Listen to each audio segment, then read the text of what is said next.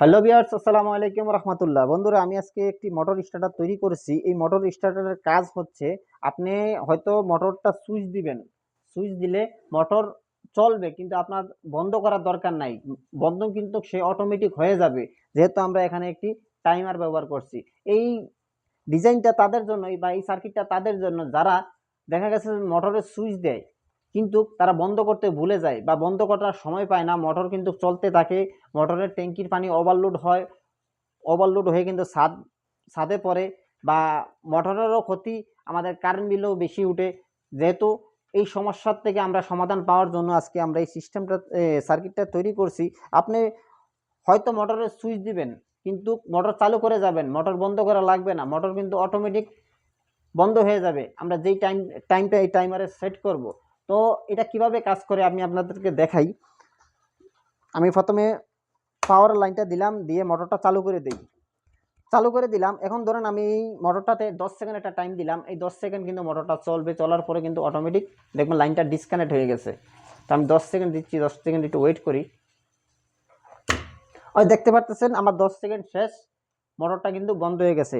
এখন কিন্তু আর মোটরটা রিপ্লাই কিন্তু আর ওপেন হবে না বা স্টার্ট হবে না, যতক্ষণ পর্যন্ত আমরা আবার স্টার্ট নিজের থেকে না করে দেই।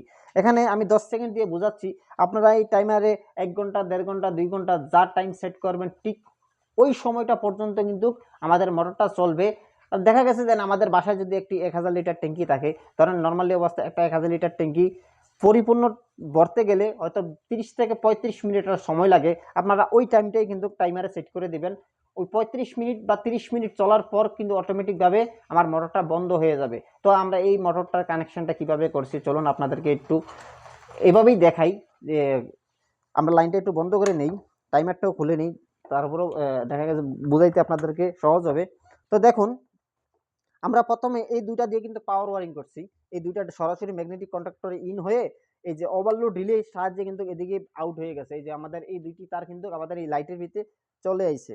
আর এই পাশে আমরা দুইটি যে তার আছে, এই দুইটি তার কিন্তু আমাদের কন্ট্রোলিং এর জন্য রাখছি। প্রথম যে হলুদ তারটা কিন্তু আমার, এই যে হলুদ তারটা দেখতে পারতেছেন, এটা এখানে কিন্তু দুইটি হলুদ আছে। নিচের যে হলুদ তারটা, এটা কিন্তু নিউট্রাল তার। এটা আমাদের টাইমারের যেই 2 নম্বর যেই টার্মিনালটা আছে, সেই 2 নম্বর টার্মিনালে আমরা দিয়েছি। সাথে সাথে আরেকটি তার লুপ করে আমাদের এই যে কালো তারটা দিয়ে আমাদের ম্যাগনেটিক কন্ডাক্টরের যে A2 আছে, কয়েলের A2 সাথে কানেকশন করে দিয়েছি। এখন নিউট্রালের পালা শেষ, আসি আমরা এখন ফেজের পালা। তো আমাদের ফেজ যেই তারটা, মেইন ফেজ তারটাকে আমরা প্রথমে আমাদের ওভারলোড রিলের যেই এনসি আছে, এনসির এক পাশে কিন্তু কানেকশন করছি। এই যে তারটা দেখতে পাচ্ছেন, এনসির এক পাশে কানেকশন করছি। তখন এনসির অপর পাশ থেকে আমরা আরেকটি তার বাইর করে আমাদের স্টার্ট যে পুশ বাটন আছে, স্টার্ট পুশ বাটনের এনো যে সাইড আছে, এনো সাইডের এক পাশে আমরা কানেকশন করছি। আর অপর পাশের থেকে আমরা এই যে কালো তারটা দেখতে পারতেছেন, এই কালো তার দিয়ে কিন্তু অপর পাশের থেকে লাইন এনে আমরা টাইমারের 7 নম্বর টার্মিনালে কানেকশন করছি। আর এই 7 নম্বর টার্মিনাল থেকে আরেকটি তার নিয়ে আমরা ম্যাগনেটিক কন্ডাক্টরের A2 তে কানেকশন দিয়ে দিছি, সরি A1 এ কানেকশন দিছি, নিউট্রাল দিছি A2 তে, আর ফেজ দিয়েছি A1 এ।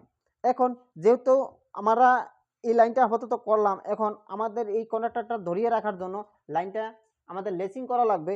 এর জন্য আমরা কি করছি, এই যে দেখেন, এই যে হলুদ তারটা আমাদের স্টার্ট পুশ বাটনের যে ইনকামিং লাইনের থেকে আমরা এই হলুদ লাইনটা নিয়েছি।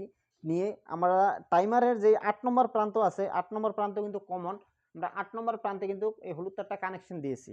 এখন এই টাইমারের কানেকশনটা হচ্ছে কি জন্য আমরা এই লাইনটা টাইমার দিয়ে নিয়েছি। আর যেহেতু আমরা এই টাইমারে একটি টাইম সেট করব, সেট করার পরে যতক্ষণ পর্যন্ত আমরা চাই মোটরটা চালু করার, ঠিক ওই টাইমটা দিব। ওই টাইমটা হওয়ার পরে কিন্তু আমার মোটরটা কিন্তু অটোমেটিক বন্ধ হওয়ার কথা। এই জন্য আমি এই কমন প্রান্তের থেকে নর্মালি অবস্থায়, যেহেতু আমাদের এই যে 5 নম্বর তাকে এনসি আর 6 নম্বর তাকে এনও, তো আমি এই 5 নম্বর থেকে একটি লাইন নিলাম।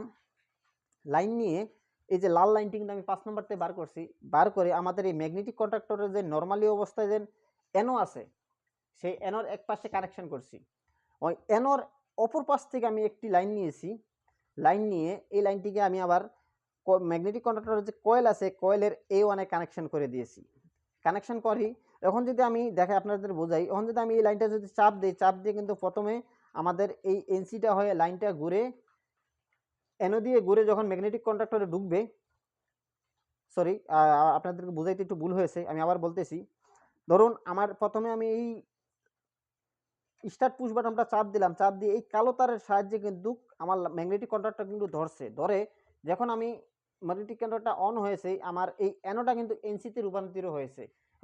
এনসিতে রূপান্তরিত হওয়ার কারণে লাইনটা কিন্তু ঘুরে এসে আমাদের এই যে এনসি আছে টাইমারের এনসি যে ব্যবহার করছি এনসি দিয়ে ঘুরে কিন্তু আমার লাইনটা ধরে রাখছে। লাইনটা কিন্তু ম্যাগনেটিক কন্ট্রাক্টর কিন্তু বন্ধ হবে না, লাইনটা কিন্তু ধরে রাখছে। তো এভাবে কিন্তু আমরা এটাকে কানেকশন করেছি। আপনারা চাইলেও আপনাদের বাসা বাড়িতে এটা কানেকশন করে লাগাতে পারেন, কোনো অসুবিধা নাই। কারণ অনেক সময় দেখা গেছে যে আমরা মোটর স্টার্ট দিয়ে চলে যাই কিন্তু মোটর বন্ধ করতে আমাদের কোনো খেয়াল থাকে না, ট্যাঙ্কি অনর্গত মোটর চলে, ট্যাঙ্কি পানি ওভারফ্লো হয়, এতে বিদ্যুতেরও ক্ষতি, মোটরেরও ক্ষতি।